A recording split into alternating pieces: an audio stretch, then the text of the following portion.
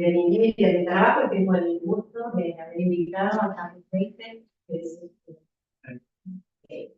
invitado y anfitrión de la casa, y a la tía Esperanza, que quiero decirlo, fue compañera de mucha parte de la pandemia y del trabajo.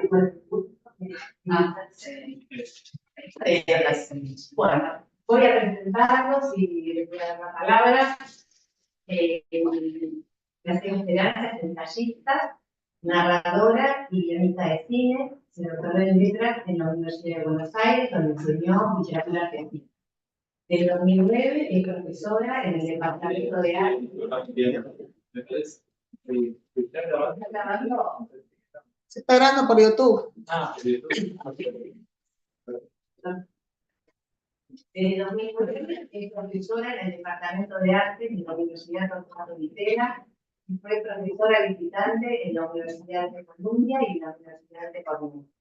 Entre otros libros, ha publicado los ensayos Manuel Puig, Después del fin de la literatura, Fuera de campo, Literatura y arte argentino, después de Duchamp, Áreas portátiles de América Latina, finalista del premio Anagrama de Ensayo, Cronografías, Arte y ficciones de un tiempo sin tiempo, Lo que no vemos, lo que el arte ve, y dos novelas, Oficios ingleses y En el aire. En 2002 recibió la beca Guggenheim, como crítica cultural colaboró en Crisis, Babel, Página 12, Clarín, La Nación y El País de España. Desde 2003 dirigió con Marcelo Cohen y hoy dirige la revista de Letras y Artes Otra Parte. El doctor Carlos Weiss es magíster en psicoanálisis, Universidad Nacional de La Matanza 2005, miembro activo de la Asociación Institucional Argentina de Psicoterapia para Graduados, miembro titular de la Federación Psicoanalítica de América Latina PALS, 1994, didacta de la International Psychoanalytic Association, 1988, psicoanalista didacta de la APA 1988. Se ve que tengo un problema. Especialista en psiquiatría, algunos trabajos publicados, son muchos más. Vacío y pulsión en la obra de arte, el objeto y el concepto en el arte contemporáneo. Bueno, te damos la palabra, empezamos por nuestro anfitrión. Buenos días a todos y a todas. Quiero agradecer a la Secretaría Científica y a Félix José y un cálido reconocimiento a la Comisión Ejecutiva, es decir, Ileana Jiménez y Vero Muñoz. Pues yo voy a hablar sobre el sufrimiento en el duelo y la sublimación en el arte como posibilidad de elaboración de su duelo. El duelo al que me voy a referir es al duelo de Giorgio de Chirico por la muerte de su padre.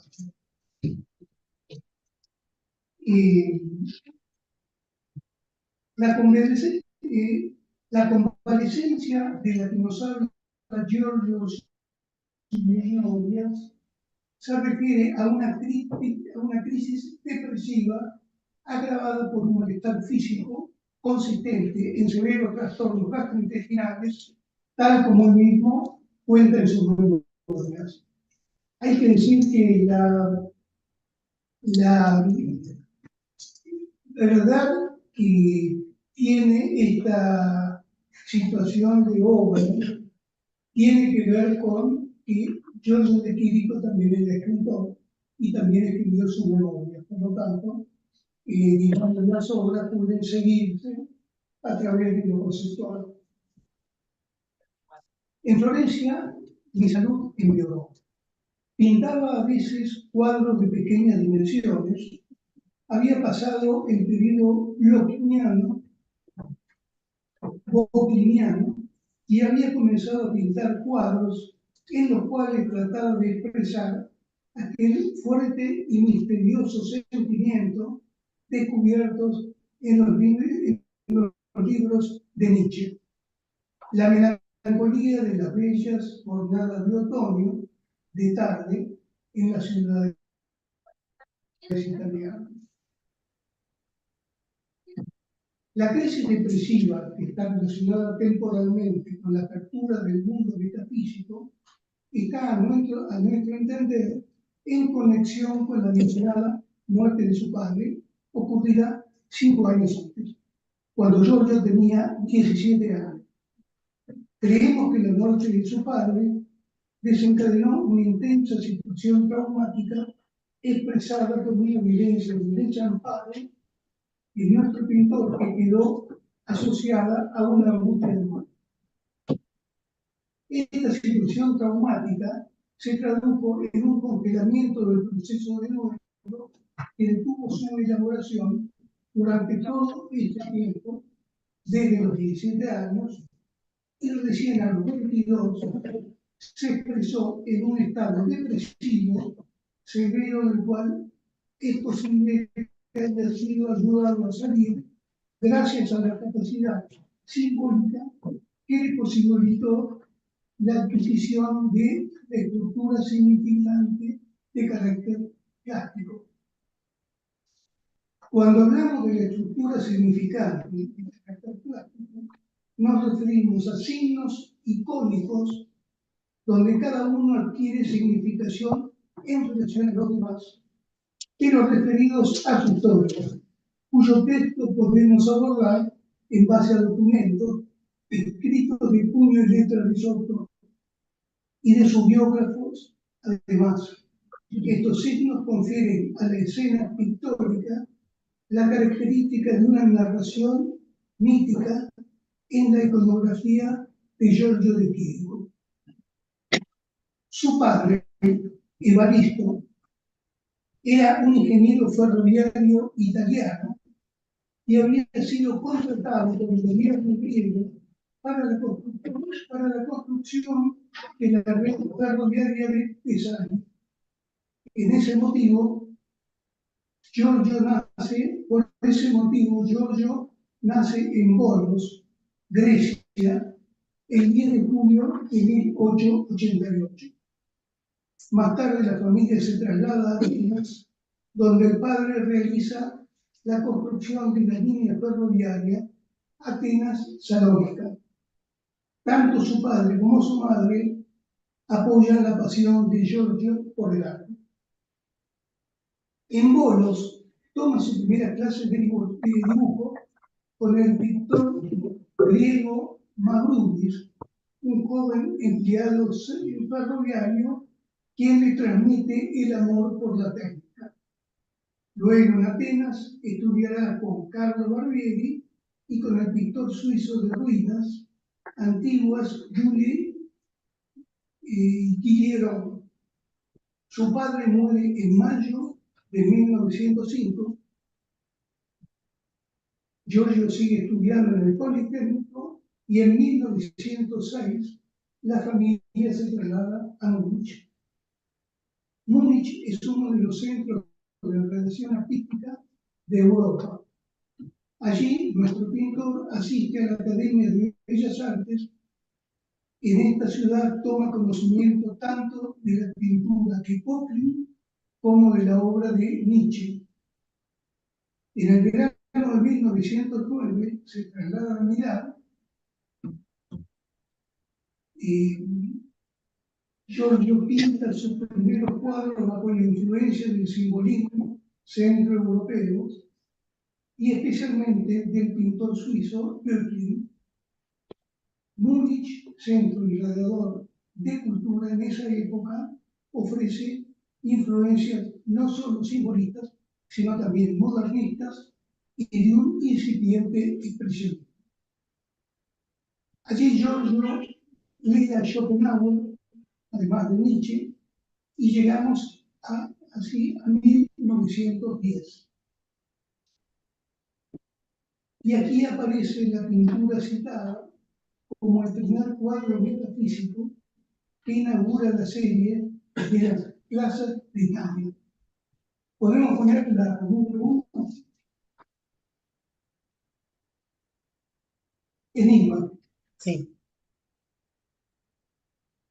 Este cuadro se llama Enigma de una plaza de Italia. Enigma de una tarde de otoño. Es pintado en Florencia durante el otoño de 1910. La pintura se aleja definitivamente del simbolismo plotiniano y se interna en el enigma que es para el artista esta vivencia de extrañamiento en el medio de su convalecencia que lo asalta en la Plaza Santa Croce. De Quirico está en la plaza y tiene una vivencia sumamente extraña. Siente que la plaza está tan convaleciente como él.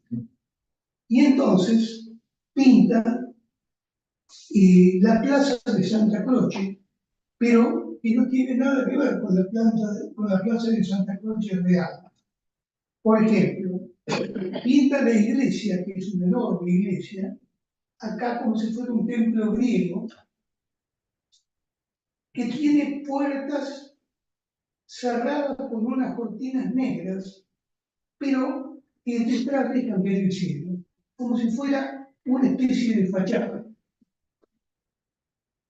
Después hay un muro que es en la realidad la capilla de los Pazzi, pero que acá es un muro detrás del cual hay una vela con las velas infladas por el viento y techos de casas, como aludiendo la partida de Ulises y los argonautas, es decir, aludiendo a una partida.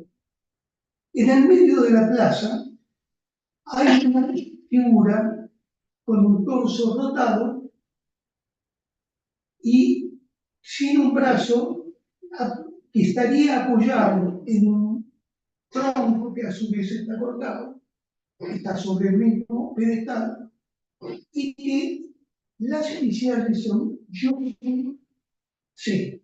¿Qué? C. Giorgio de Quirico. A ambos lados del pedestal hay dos fuentes de agua y dos imágenes dolientes, un monje y una mujer que le pasa el brazo por el cuello, y hay un detalle básicamente importante que son las sombras.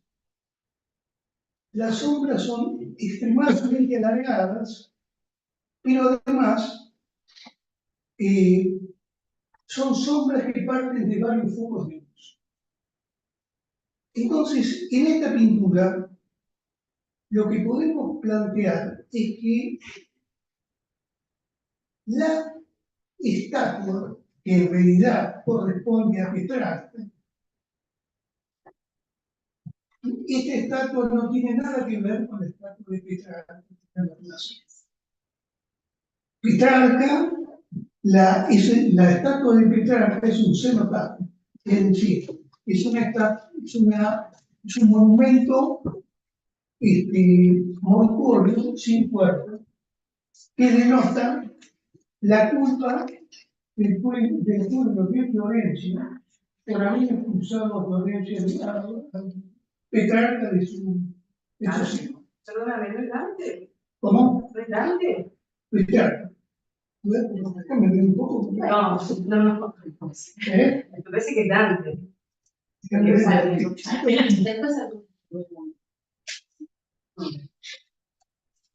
Después no.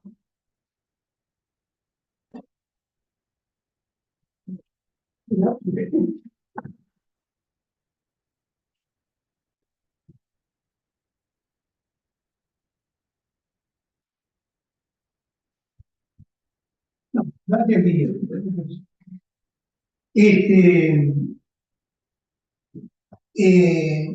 La interpretación que se hace de este cuadro es que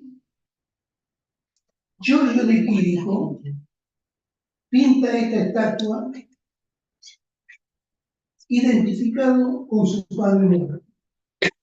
Esta identificación con su padre muerto produjo en él a los 17 años una petrificación del duelo, ¿no? Esta petrificación del duelo se expresó por síntomas psicosomáticos y depresión. Este duelo quedó, diríamos así, congelado hasta que justamente en 1910 empieza a ponerlo en signos icónicos a través de la pintura, ¿no? Entonces, acá hay un primer movimiento del duelo que empieza a elaborarse a partir de este momento.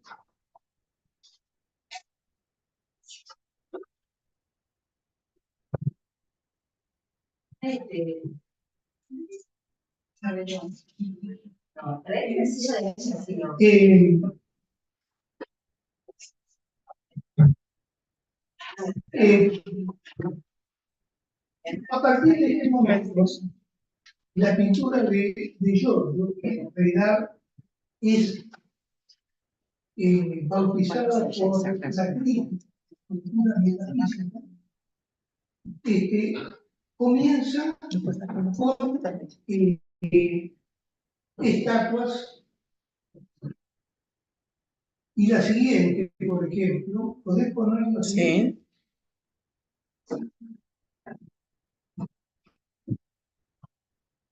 Sí. Esta es la... Ariel, no, esta es la esquema de soledad. Esta pintura que se llama Soledad es una pintura de Ariadna dormida. Ustedes ven que la plaza está de alguna manera conformada como una especie de patio central y detrás hay un tren con un inmueble, aludiendo a la profesión del padre de Egipto. El mito de Ariadna dormida, tiene que ver con el viaje de Teseo para la matanza del Minotauro. Resulta que el Minotauro era el hijo de Minos, que fue una cana al aire que se tiró la mujer de Minos con el toro de Zeus.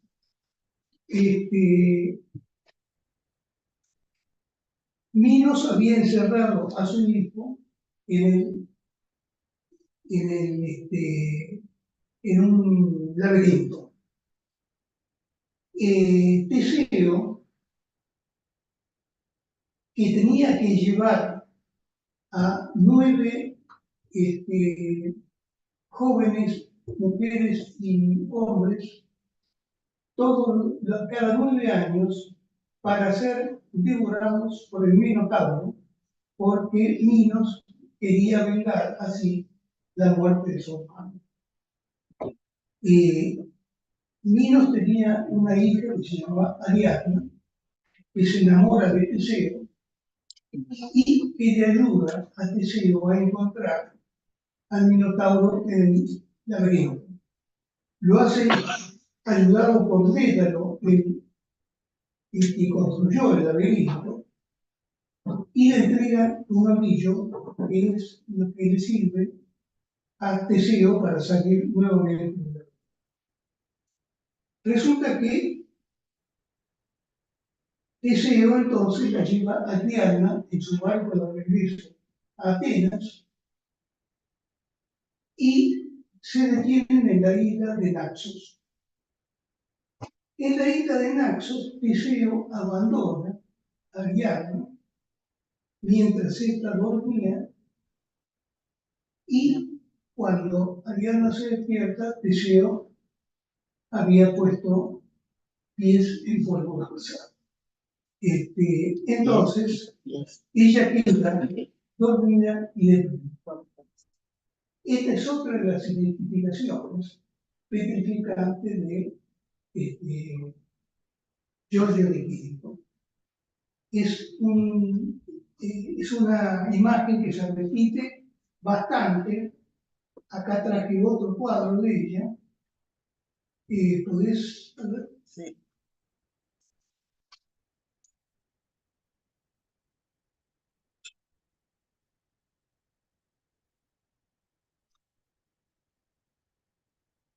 ¿El 3? El tren. No, no, no. No, este es un, bueno, esa. Esto se llama la recompensa del adivino, y ustedes ven que se repite la estructura de la clase, los arcos que eran parte de la arquitectura de Florencia, el tren aludiendo al padre y la estatua aludiendo a De Quirico. Seguimos.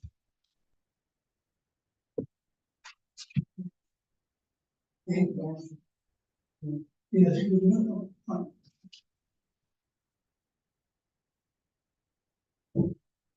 Creo que elaborar el vuelo mucho más rápido. Entonces, vamos a saltar a la última.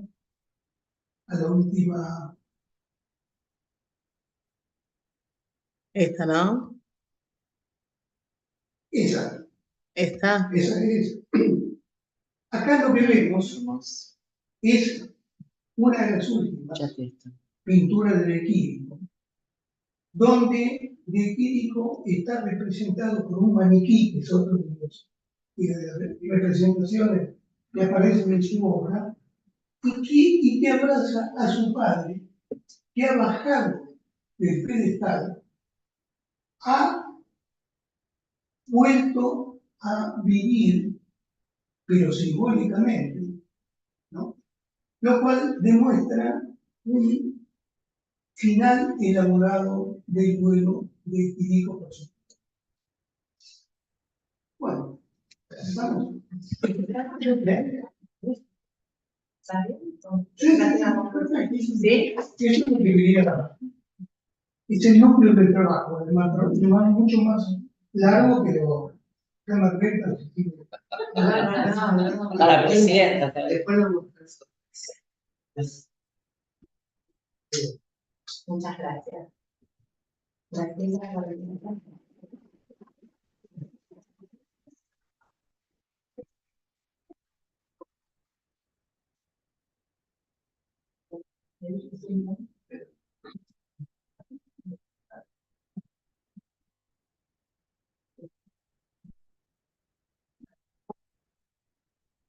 Bueno, buenos días a todos y todas.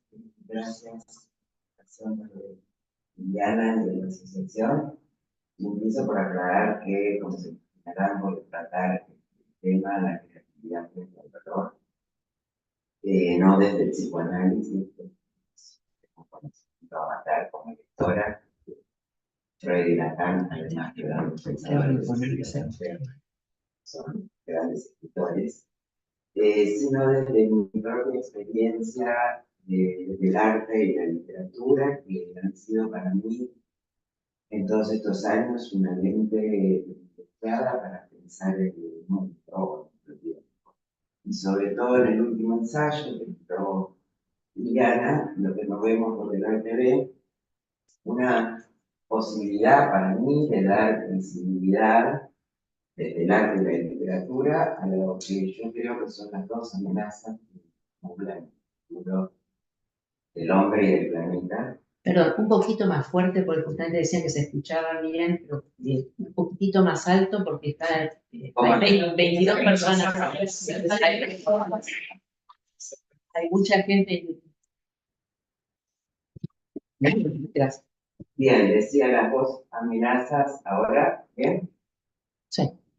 Las dos amenazas más inminentes, más urgentes, la crisis ecológica y algo que podríamos llamar la duplicación digital, ¿no? La calidad digital, que son fenómenos muy complejos, opacos, y que se pierden de vista, como conversábamos hace un rato, pero como siempre digo, la imaginación artística nos da a ver lo que no vemos, el arte da a ver casi por definición, pero creo que ahora, incluso creo, no estoy convencida, y por eso la fe que está en el título del libro, lo que no vemos lo que el arte ve, puede atisbar configuraciones que todavía son inaccesibles para otros lenguajes, incluso de las ciencias sociales y de las ciencias. Pero en cuanto a Diana me anticipó el título de esta mesa, pensé, la verdad, muy compleja durante la pandemia y un poco a consecuencia de la pandemia, suspendí esta es la parte geográfica.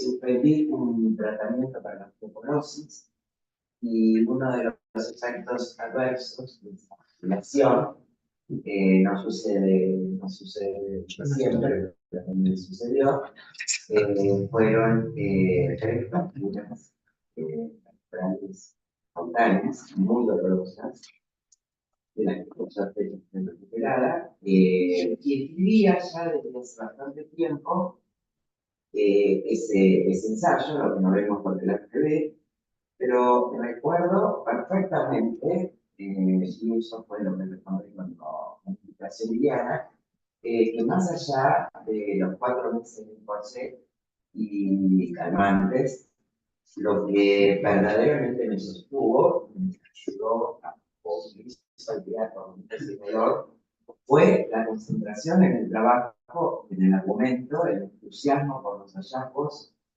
el hilo del pensamiento.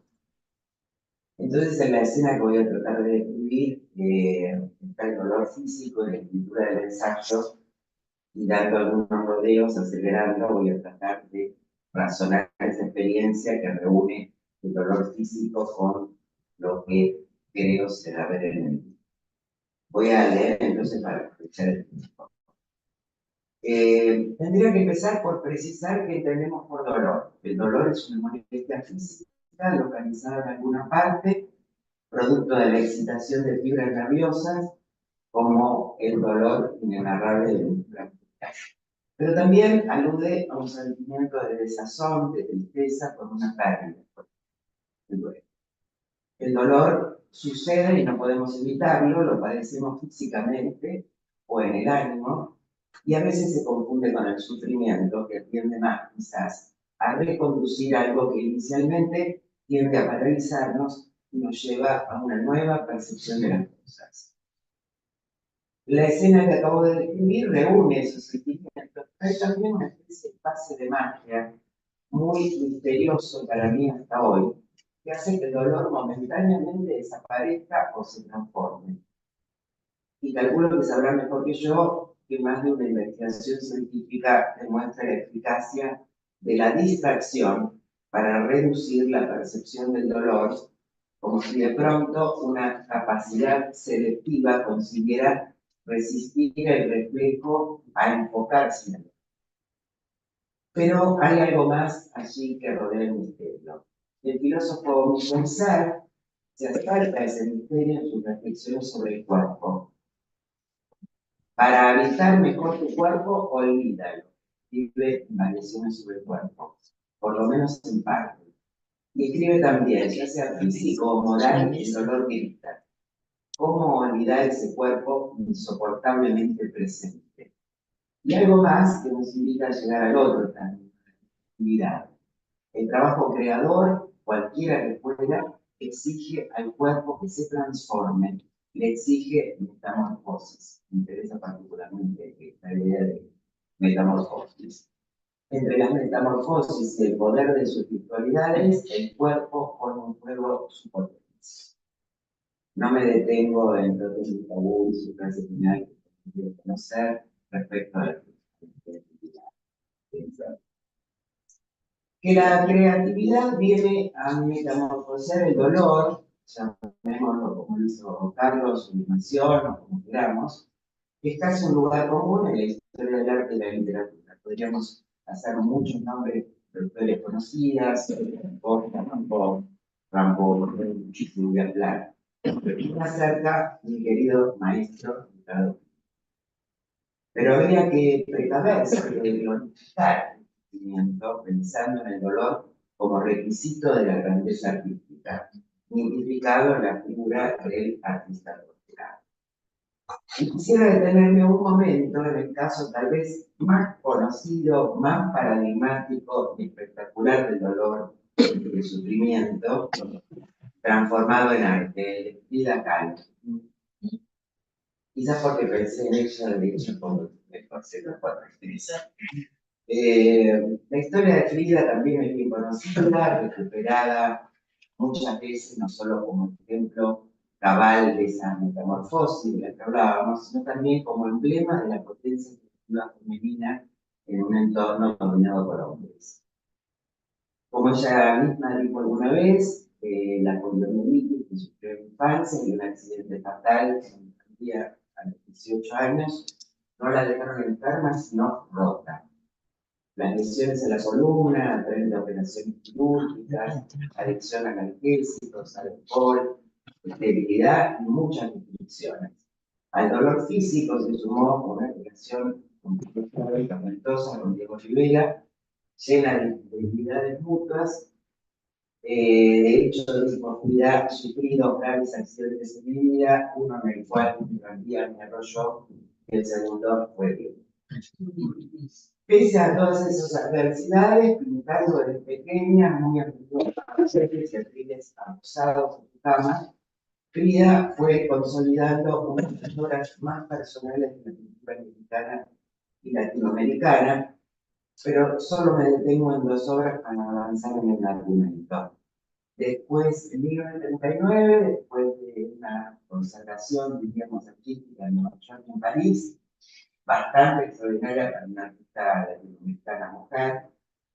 Después de su separación de Diego a la vuelta de sus viajes, Frida pintó Las dos vidas, quizás una de sus obras más célebres, no solo por el tamaño inusitablemente grande, casi del tamaño natural, 70 por 70, pero lo que interesa es lo siguiente, que la línea de gran parte de sus pinturas se trata de un autorretrato doble, en este caso, que atiendan a esta cifra, de sus 143 pinturas, 55 son autorretratos, en el que aparece una de las respuestas posibles a esta cuestión que nos planteamos. Hablamos de la soledad, del dolor, y una de las posibles respuestas creativas aparece claramente en el caso de Frida en la autofiguración, un autoanálisis que lleva a compartir el sentimiento, metamorfosearlo figurativamente en un autorretrato y abrirlo al espectador. Con su muy personal estilo figurativo, como ven, figuras planas y muy coloridas, inspiradas no casualmente en la tradición artística popular mexicana de los exvotos, la Frida de la izquierda lleva un vestido blanco de estilo europeo, mientras que la Frida de la derecha lleva una falda y una blusa tradicionales y coloridas de uniforme. Frida oculta su identidad mixta, padre alemán, madre mexicana con antepasados españoles e indios, la complejidad de la identidad y también representa a la Frida dividida de Diego Rivera, que alentaba a Frida a vestirse con ropa mexicana. Dice ella misma de la obra, muestra la Frida que Diego amaba y la que no. Todo esto seguramente tiene muchos jugos psicoanalíticos, esa publicidad, esa Frida para otro, esa Frida para sí misma, etc. Que me detengo apenas en algunos detalles elocuentes. Ambos corazones rotos quedan al descubierto, pero observe que las dos Fridas no solo están unidas por sus manos, y por la simetría formal del cuadro, sino que una arteria conecta los corazones de las dos mujeres y conecta también un pequeño retrato en griego a la ciudad mexicana y una tijera quirúrgica que la corta en la otra figura.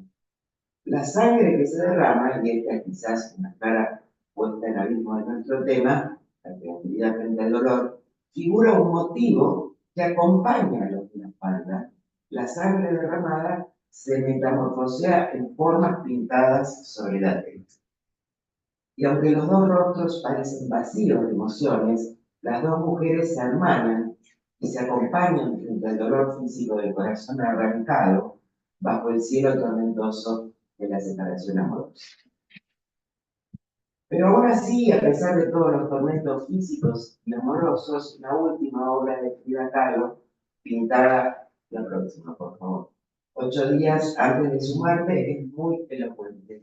En un sencillo bodegón con sandías, una leyenda acompaña la firma, viva la vida. Frida murió de bronconeumonía a los 47 años, cuando ya pensaba suicidarse, agobiada por el sufrimiento. Pero poco antes de morir, incluso pensando en el suicidio, su arte dice viva la vida. Abreve un poco. Una vía entonces posible sería una vía creativa, sería la autofiguración, el autoanálisis. Pero me gustaría detenerme en otra vía posible a través de la obra de otra creadora, la extraordinaria ensayista y escritora Susan Sontag. Y la formularía así: el dolor personal puede ahondar la sensibilidad al dolor ajeno, volver al sujeto más permeable, empático, poroso al dolor de los otros y del mundo, y metamorfosearse en una creación o reflexión social o filosófica que va más allá del sujeto existente y de alguna manera universaliza el propio sujeto. También supongo que conocen la historia personal de Sontag, su triple lucha contra el cáncer, hasta el calvario final, con suerte de figura ósea, decidió someterse contra todo el diagnóstico. Y en medio de esa batalla escribió La enfermedad y sus metáforas, en el 78, 10 años más tarde, arrasada por la muerte de muchos amigos de SIDA, en SIDA y sus metáforas, y poco antes de su muerte escribió Ante el dolor de los demás, en donde nos deja una advertencia: dejemos que las imágenes de la atrocidad nos habiten. Esas imágenes dicen: esto es lo que los seres humanos son capaces de hacer, lo que hacen incluso por su propia voluntad, con entusiasmo y determinación. No lo olvidemos. Pero también me quería detener en el detalle de su último artículo para el New York Times Magazine, Ante la tortura de los demás, en 2004, cuando se le había diagnosticado de leucemia, sin pronóstico de cura. Y apenas unos meses antes escribió, indignada frente a esas imágenes de los soldados americanos torturando a los prisioneros de las cárceles de recordar, escribió este artículo Ante la tortura de los demás. Y en el hospital, muy débil, ya poco antes de su muerte, completó el prólogo a una novela del irlandés Halldór Laxness, como siempre trayéndonos lectura, y eligió la música para su funeral.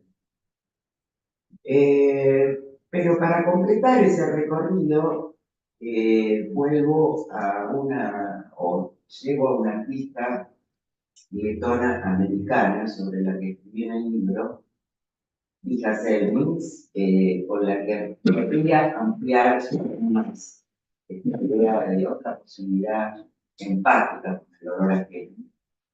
Resumo un poco: Ija Selmins, mi nombre, creo que me ayudó a responder algunas de esas preguntas que en el ensayo, pero también una obra que creo que responde lo largo de su vida a los recuerdos dolorosos de la guerra y el exilio durante su infancia en Letonia, que se permutan, creo yo, en una redefinición muy personal del realismo, en la creación como una forma de práctica vía zen, aunque ella no lo diga, en una meditación filosófica. Y su obra responde en parte a mis preguntas y a las amenazas más acuciantes de nuestro tiempo, cómo captar y figurar objetos que se llaman objetos que escapan a la vista, por muy opacos y muy luminosos. Y sobre todo, cómo ver más allá del entorno cotidiano y recalibrar nuestro lugar en un tiempo y un espacio inconmensurales. Les decía que nació en Riga, Letonia, en 1938, que emigró con sus padres a los Estados Unidos a los 10 años y lleva más de 4 décadas demostrando que figurar el infinito es posible en un espacio modesto de un plano. A fines de los 60 dejó atrás la serie de cosas comunes que veían en las imágenes anteriores, que retrataba sin salir de su estudio. Se detuvo en imágenes de aviones, trenes, la próxima, autos, explosiones de la Segunda Guerra Mundial, huellas de los recuerdos traumáticos de su infancia, que recuperó, fíjense, pasamos a la próxima, en los años de Vietnam, y pintó en la misma gama de grises a partir de recortes de diarios y revistas. La próxima. Pero mucho antes de que sonaran las alarmas planetarias, se apartó del entorno próximo y se consagró a coleccionar imágenes de océanos, desiertos, cielos nocturnos y galaxias. Nos detenemos en el océano, por favor.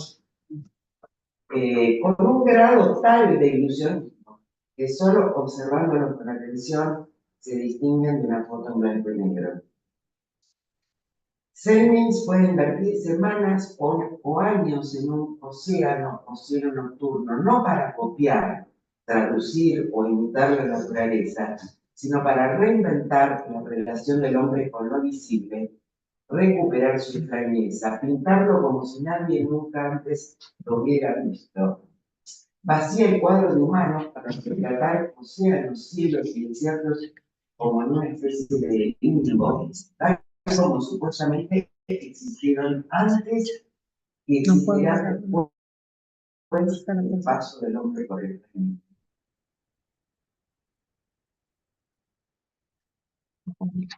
Late una desazón sin nombre frente a la imagen, una especie de nostalgia anticipada que está quizás en el origen del deseo de pintarla. Me enfrento con una imagen gigante del ser en un espacio muy pequeño y hago que se quede allí para que estar allí parezca inevitable y esté allí para siempre. No parece casual que en el planetario de ser figuren también las arañas, tejidas por una especie que lleva 300 millones de años en el planeta y sobrevivió a varias extinciones. Bien.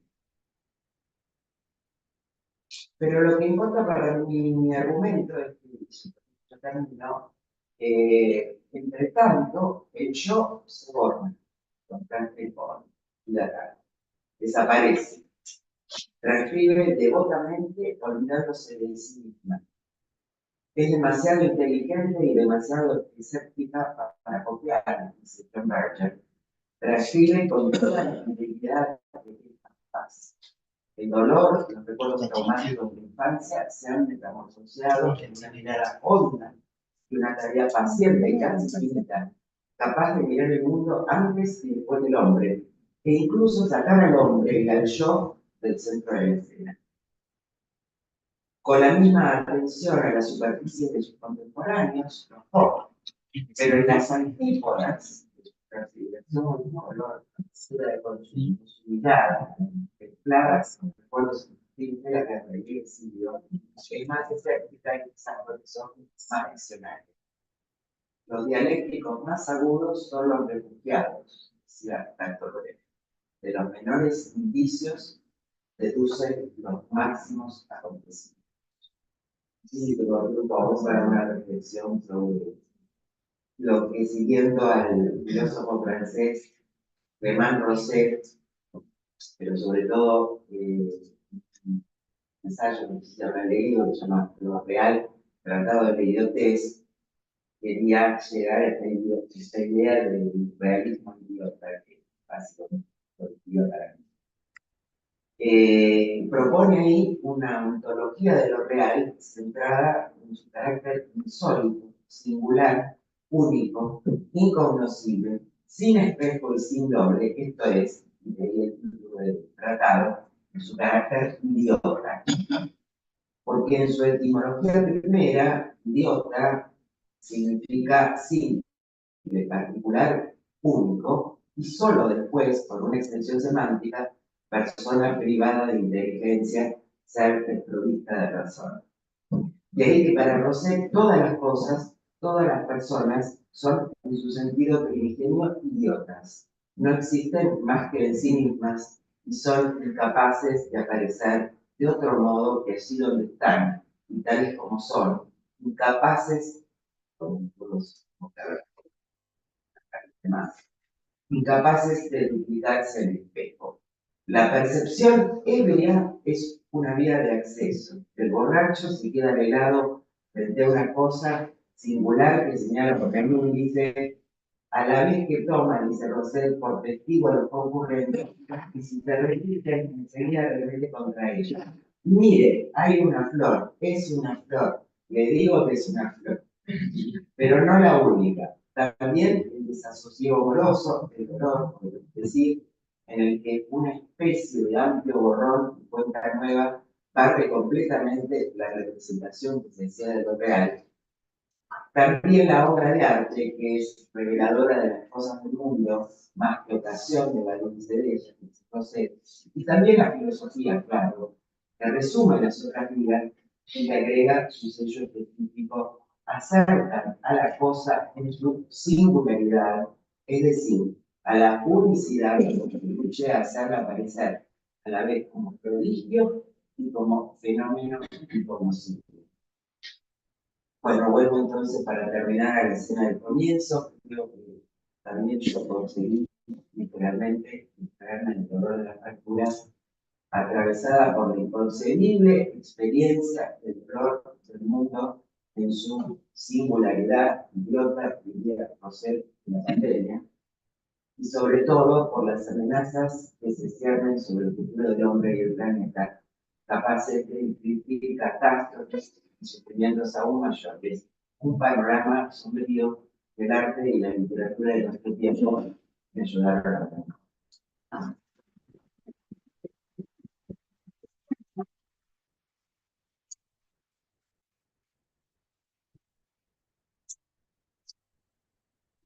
Gracias, Darío.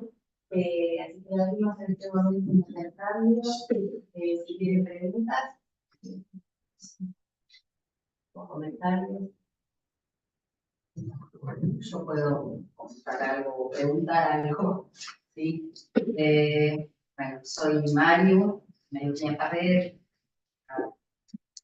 Me pareció que, bueno, de acuerdo a la propuesta que enviamos desde la comisión, los dos abordaron esta cuestión de salidas creativas frente a situaciones de dolor, ¿no?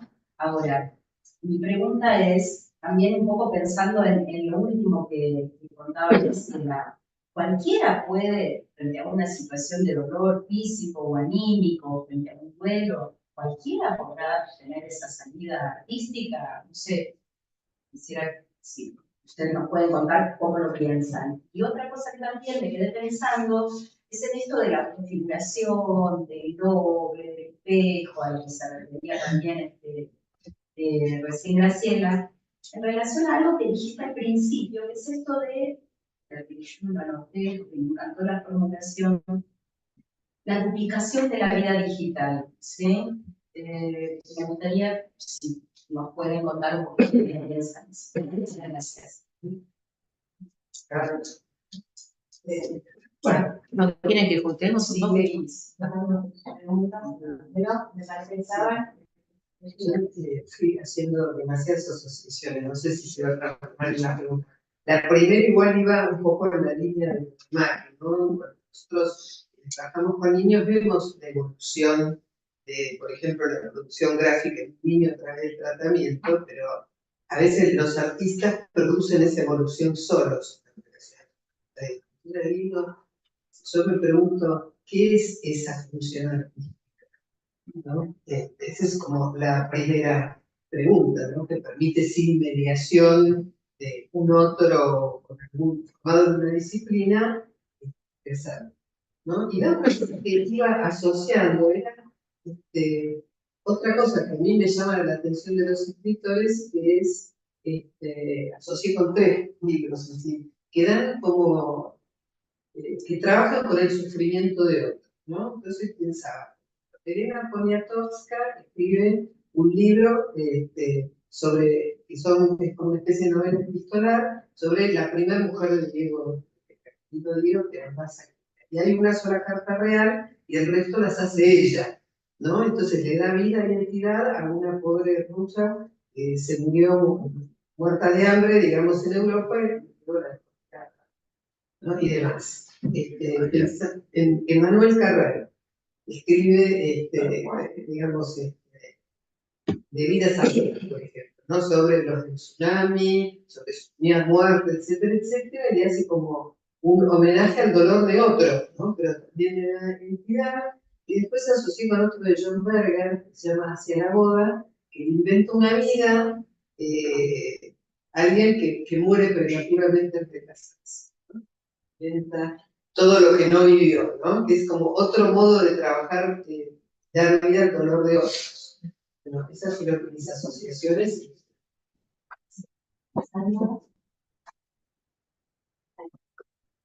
Sandra Moravecito, me encantaron las presentaciones, me quedé asociando con la mesa anterior que habíamos conversado sobre dolor y yo traía un poco esto de la atención y la concentración del dolor y Graciela contando esto que la posibilidad de la escritura atenuaba esa concentración en el cuerpo, en el dolor. Yo también pensaba esto de los recursos propios de cada uno, ¿no? Hay quien tiene ese recurso creativo, artístico, y hay quien no lo tiene.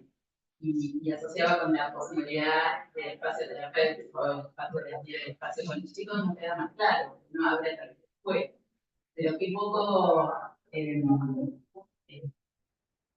hecho experiencia con adultos de abrir frente al dolor espacios creativos sin tener ese don del arte, de la escritura, la pintura o lo que sea. Y tengo más experiencia en niños. Yo he visto pensar que en el italiano hay un espacio que se llama medicina narrativa y que tienen esta función de generar espacios de expresión en la narración en pacientes bien profesionales que están atravesando o compartiendo el proceso de enfermedades crónicas. Bueno, hacemos una pregunta más y después para Karina. Sí, bueno, muchas gracias a todos. Karina Kraus, de Finanzas de Comisión Científica. Por ahí, esta pregunta que es más para también conectando con la mesa anterior. Nombran dolor, sufrimiento. Perdón, Sí. no te escucho. Bueno, a ver ahora. Por ahí más para Carlos, esta pregunta más conceptual. ¿Qué diferencia se podría hacer entre algo que Graciela comentó, ¿no? Pero entre dolor, sufrimiento, y yo agrego por ahí angustia, que no lo nombraron, pero trabajamos con eso, si se puede pensar que son.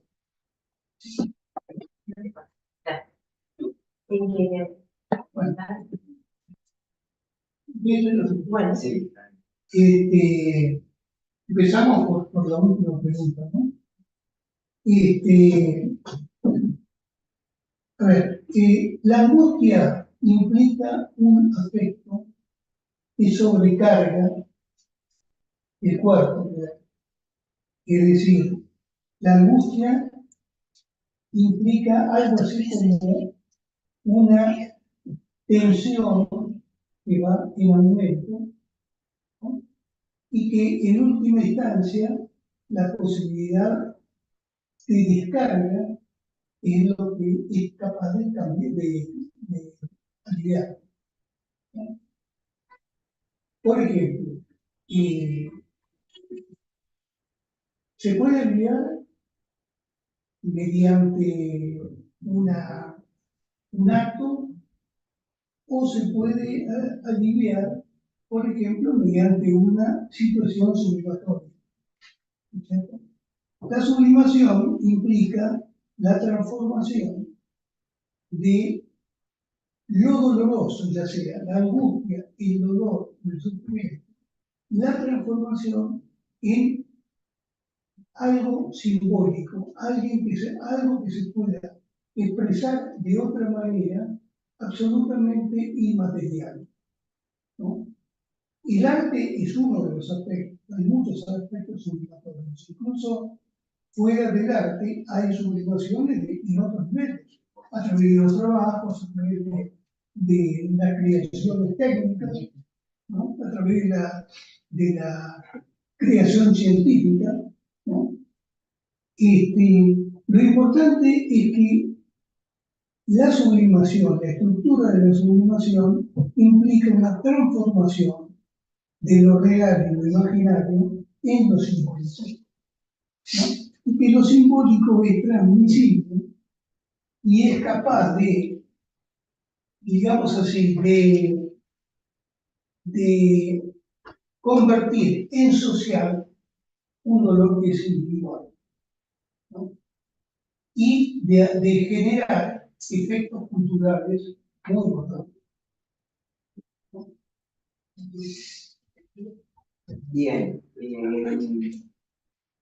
la primera pregunta era sobre muy bien, artista, donde cualquiera, y si por supuesto hablamos de creatividad, y recordé con tu pregunta, y lo pensamos ahora en una discusión que tuvimos la semana pasada en Chile respecto de ChatGPT.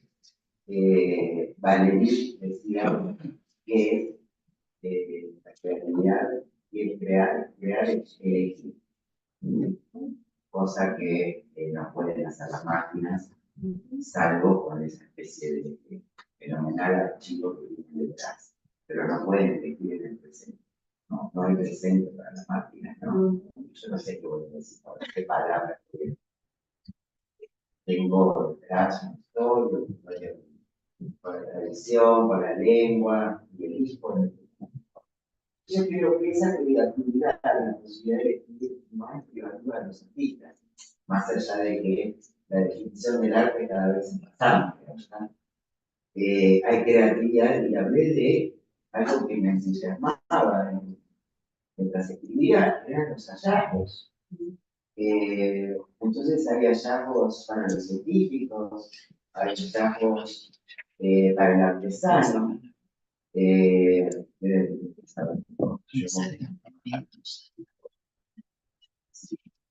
Pero no me pondría en este plano, sino en el plano precisamente de la posibilidad de elegir que lleva a esta distracción.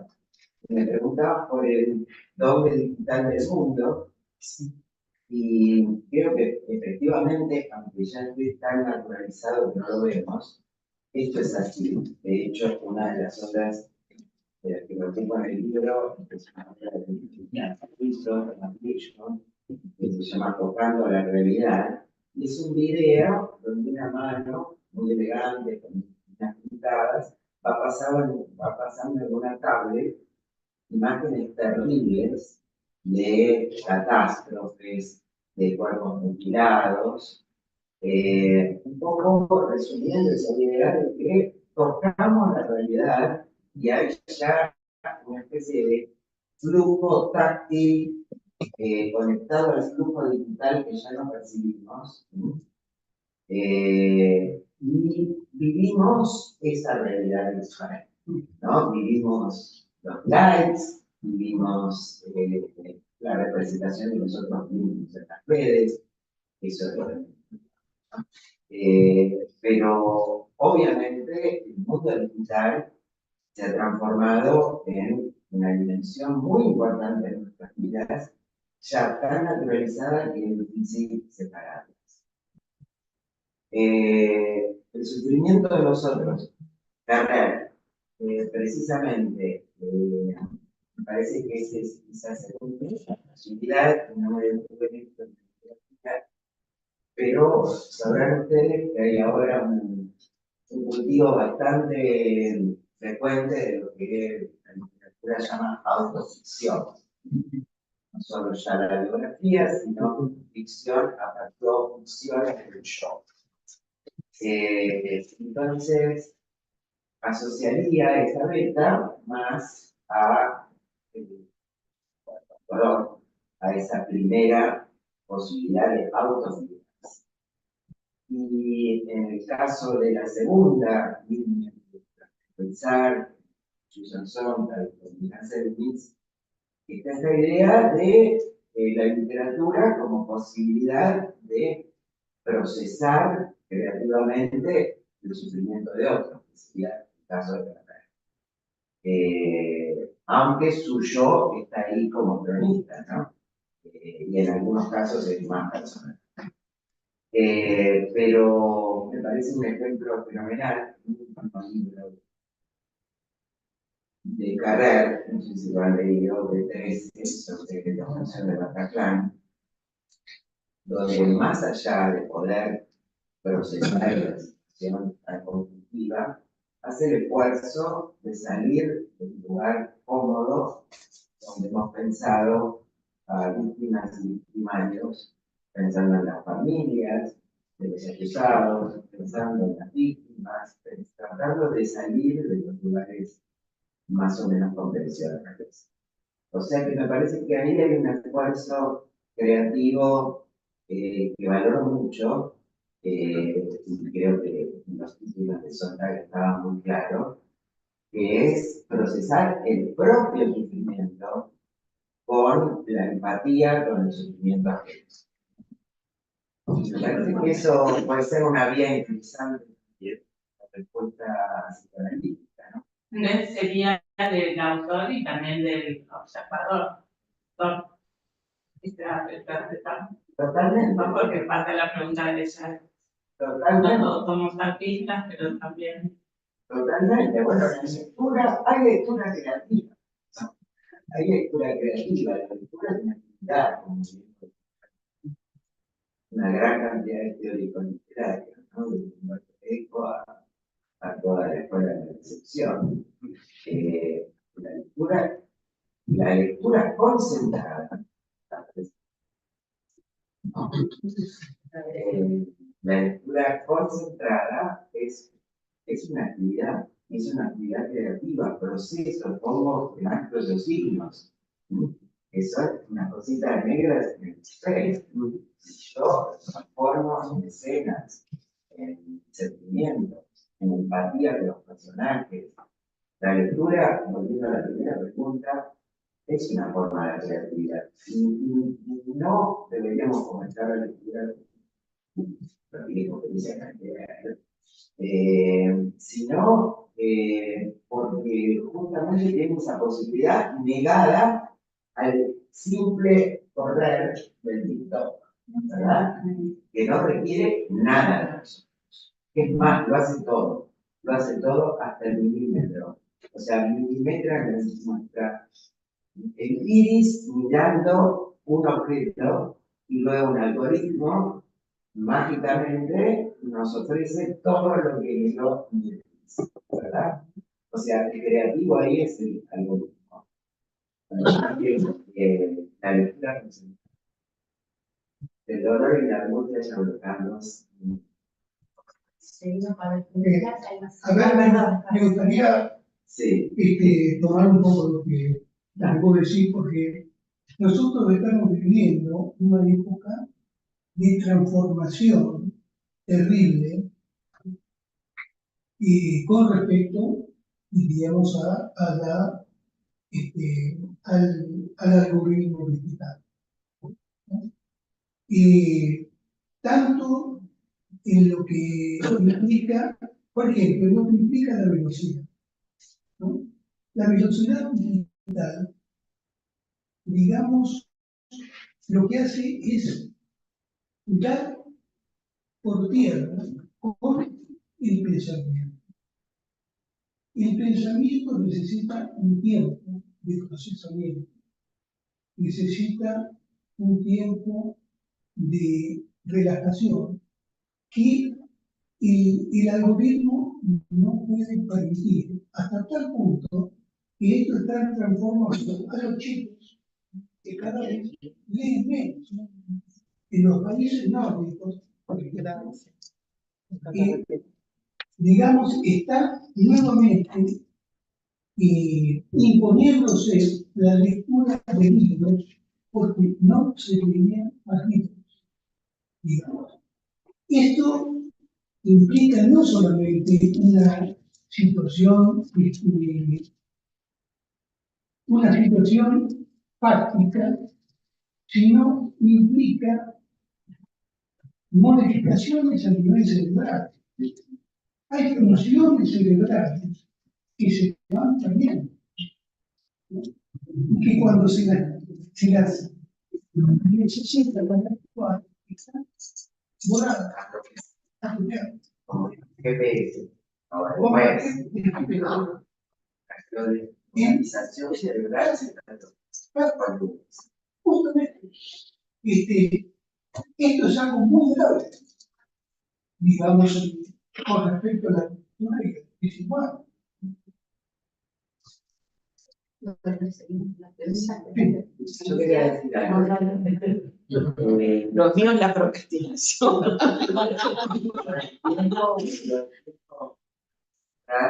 De hecho, mi libro anterior se llama Cronografía y trata de pensar sobre el arte de la literatura, la cuestión temporal. Pero esto que decía Carlos respecto de la lectura, y supongo que lo deben saber, con pacientes niños que cada vez hablan más tarde, como que hay trastornos ya muy estudiados, menos estudiados, tal vez este efecto más sociológico, que era en el mundo adulto de la devoción por el aparato. O sea, no hace falta más ejemplo de un famoso cualquier aeropuerto. O sea, la última vez que viajé, miré una sala enorme, enorme, de espera, y no vi una sola persona que estuviera eso. Tal vez leen el teléfono, ¿no? Pero digamos, la detención, no dejar librado todo el algoritmo que tiene que para nosotros. Algo que está sucediendo cada vez más. Spotify, ¿no? Netflix, la próxima serie que tenemos que ver por los últimos años. Netflix paga, hace concursos de algoritmos para que cada vez sean más eficientes. TikTok sabe que es la próxima imagen que queremos ver. Entonces, me parece que la cuestión del tiempo, como decía Heidegger, en ese hermoso ensayo que buscamos la serenidad, poder decir sí y no a los temas, ¿no? Sí y no. Sí, por supuesto, porque no tengo libertad canales, pero no, también cuando nos aleja del proceso humano, de la dimensión humana, que es la máquina. Heidegger contaba la serenidad, que es la traducción del alemán, también es deshacimiento, encontraba esa serenidad, la posibilidad de decir sí y no. Ahora. Bueno, agradecerles mucho. Un elemento de hoy, ¿no? Cuando hablamos con Liliana varios días en la organización y con Carlos, supongo que habías decidido el aula 1 porque estamos en el medio de un montón de feriados y pensábamos que íbamos a hacer poco, si bien Andrea sabe, ¿no? En el YouTube hay más de 20 personas, es decir, que el tema hace que estemos acá y les quiero agradecer esto, ¿no? Me parece que van cambiando los escenarios del dolor y sufrimiento, pero la historia de la humanidad está atravesada por el dolor y sufrimiento. Y algo que me ganó de mano Sandra, pero quería tomar, era lo del miércoles pasado. Si ustedes piensan, a mí me da la impresión, incluso como empezaste vos, y tomando lo tuyo, que pasó cuando presentaste la tesis, de Quirico me parece que cuando él hace este fenómeno psicosomático con la muerte del padre, que en realidad está en el lugar del duelo, parece que lo que vos planteás es que a partir de la pintura, él hace un trabajo de duelo, porque Freud llama trabajo del sueño, trabajo. Pero también me quedó claro, y lo que nos queda claro a todos, que no hay que ser artista para ser creativo. El dispositivo analítico es un dispositivo que trabaja todo el tiempo en el desvío de la pulsión. Y hoy, más que nunca, o sea, yo digo, si hay 15 chicos con un fenómeno de masa en la puerta de la escuela agarrándose a patadas en Tucumán y el maestro y el intendente le dice que pierden el colegio, yo digo, me parece que es al revés, como decíamos con Abel, armar un partido de vóley, hermano, cambiar la posición de descarga por algo que sea elaborativo. Entonces, pensaba también esto y hago con lo que vos empezaste y también con el dolor empírico.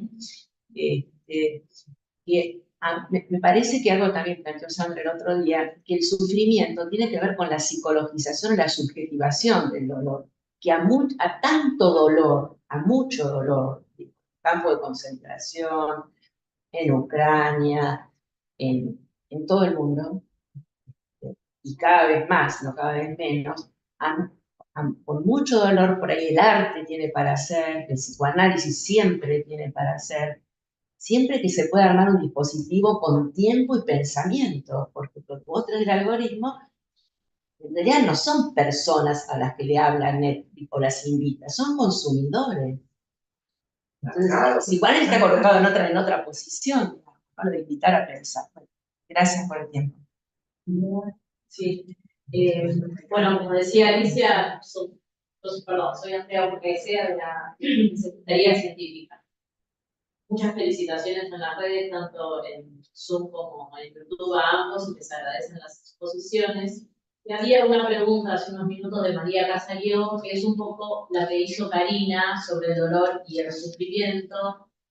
Ya la respondiste, Carlos, pero a partir de tu respuesta pregunta un par de cosas más. Dice, ¿en qué lugar en ambos, el dolor y el sufrimiento, está el otro en relación a estos conceptos? Y después agrega, una producción artística la podemos considerar siempre un acto que sublima algo del sufrimiento, o podríamos pensar actos convulsivos en relación a aquellos que destruyen su obra, aquellos artistas que después destruyen su obra. ¿Entendió? La última, ¿querés que la vuelva a leer? Una producción artística la podemos considerar siempre un acto que sublima algo del sufrimiento. Eso por un lado. Y después se pregunta si se puede pensar en actos compulsivos, aquellos en los que los artistas destruyen después su obra. Bueno, la pregunta sería, ¿por qué un artista destruye su obra? ¿No? Crear una obra es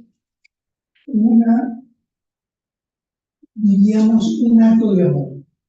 Es un acto de sublimación, de construir un mundo, diríamos, más comprensible y más accesible. Y tiene que ver con la función de vida. Destruir la obra es, diríamos así, un acto que protege al artista del suicidio, Pero también es un suicidio, diríamos, simbólico, ¿no? Es decir, donde la función de muerte lo que hace es destruir su obra. Claro. Él crea y luego destruye lo que crea, como un acto simbólico del suicidio. Yo creo esto. Hay muchos artistas que llenan su obra para reinventarse. Bueno, Tenemos un ejemplo muy próximo, que es Martin Luther King, que destruyó toda su obra en París, ¿no? Y eso fue una obra, una performance, que más. Pero, perdón, sí, Martin Luther King destruye su obra, como una parte de la obra. sí, tal cual, Es tal cual. decir, no destruye la obra. Su vida, Tal cual, sí, sí, sí.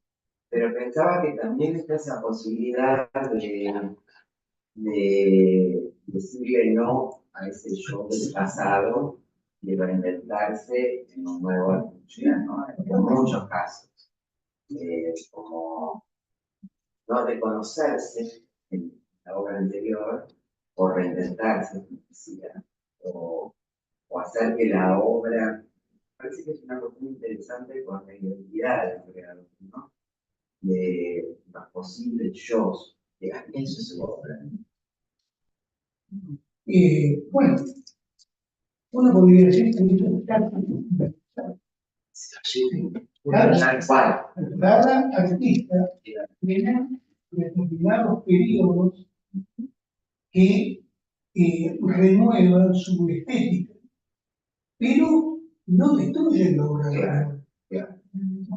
Sería un caso extremo, ¿no? Claro. En que para reinventarse hay otras coartadas, ¿no? Me empezó inventarse sus alter ¿no? Nos quedan unos minutos si quieren cerrar unas palabras cada uno. Bueno, lo único que quiero decir es que a mí me encantó estar acá, lo pasé muy bien, bueno. y quiero agradecerles a todos su presencia. Bueno, yo también agradecida con la compañía de Carlos y todos ustedes, por la atención, por el interés. Y si tengo un mensaje, es todo esto es muy opaco y es difícil de ver, tanto la crisis climática como ecológica, como la invasión e inversión en el mundo digital, son fenómenos muy complejos y demasiado grandes para pensarlos y estudiarlos, pero tenemos que hacer el esfuerzo de confrontarlos porque esa urgencia de saliendo de ese ensayo, y creo que la urgencia es cada vez mayor, el negacionismo, hablemos. Hablemos. ¿Qué? Hablemos. Bueno, el negacionismo no al negacionismo, y bueno, es muy difícil, digamos, desde el lugar individual, saber cómo intervenir. Pero al menos votemos a gente que no niega el cambio que yo O si no lo hace, es como luchar contra molinos de viento, ¿no? Hoy acabo de leer antes de venir acá que el hombre más rico del mundo actualmente es el que vende programas para inteligencia artificial. Claro. No es ninguno de nosotros. nuestro presidente, con una ignorancia Por favor. total de lo que hay detrás, pudo lanzar. Son 5 compañías que la recuerdo que Richard Sennett hace 15 años decía que el gobierno de los Estados Unidos debería intervenir como intervino Roosevelt con la Standard Oil frente a los monopolios, y eso no sucedió. Entonces, tienen todo el poder global, Con total ignorancia, nuestro presidente dice: vamos a ver inteligencia artificial para educar a nuestros hijos para la gestión del gobierno.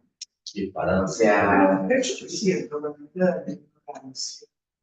no, tal vez no. Claro, me parece que me quedé pensando, lo importante es lo que decía cuando dijiste, no a la negación, pensé, por la creatividad, que se estuvo hablando acá, es una gran opción ante el negacionismo. Primero pensé eso. Y por el otro lado, me parece que es como decir que Hitler, cuando se armaron los campos de concentración para el exterminio, realmente era un ignorante. No, había mucha gente con muchos saberes preparando cómo iba a ser el holocausto. Entonces, esto lo utilizaron. Por eso me quedé pensando, no sé si es una cuestión de ignorancia o simplemente es la puesta en acto de todo un planteo social donde se promueve que la inteligencia artificial, jugando la línea de la alienación, proponga estas políticas. Exactamente. Claro, La ignorancia, lo dije porque no lo expresó, inclusive, como una ingenuidad total en el sentido de que la inteligencia artificial es una gente de disparate. es que es interesante porque fíjate cómo atraviesa el O sea, ni ciclo. siquiera su argumento comercial, Sí. así como vamos a entregar todo litio, vamos a entregar, vamos a hacer negocio con Elon Musk. O sea, es lo mismo. Pero no lo expresó ni inteligentemente en ese sentido, ¿no? Como, bueno, esto va a traer inversión, no sé, algún argumento comercial. En No, bruto, esa la ridiculez. en bruto. ¿No?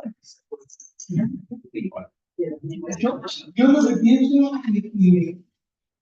es que más allá de la ignorancia, que es la ignorancia, eso sería simplemente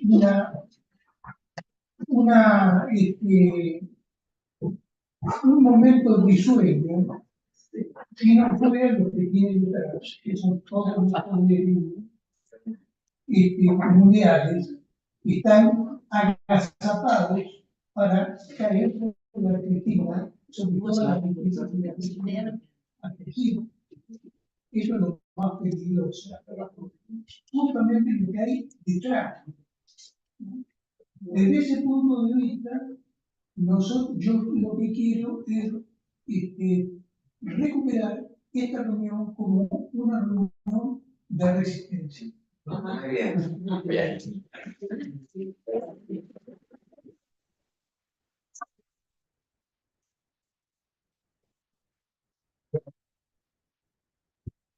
Vamos a la moción. Muchas gracias.